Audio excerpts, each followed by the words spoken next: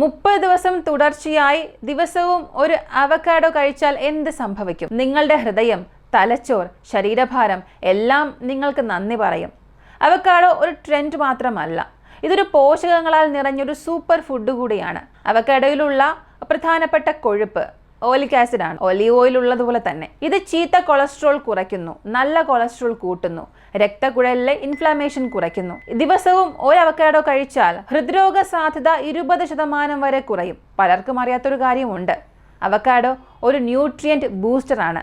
ഇതിലെ നല്ല കൊഴുപ്പ് ഭക്ഷണത്തിലുള്ള vitamin A, D, E, K ശരീരത്തിൽ കൂടുതൽ ആഗിരണം ചെയ്യാൻ സഹായിക്കും. സാലഡിൽ അവക്കാഡോ ചേർത്താൽ ആ പച്ചക്കറികളിൽ നിന്നും 15 മടങ്ങ് കൂടുതൽ പോഷകങ്ങൾ ശരീരം ആഗിരണം ചെയ്യും. വെയിറ്റ് കുറയ്ക്കണമെന്നുണ്ടെങ്കിൽ അവക്കാഡോ നിങ്ങൾക്കൊരു രഹസ്യ ആയുധമാണ്. ഫൈബർ കൂടുതലാണ്, ദീർഘസമയം വയറ് നിറഞ്ഞതുപോലെ തോന്നും.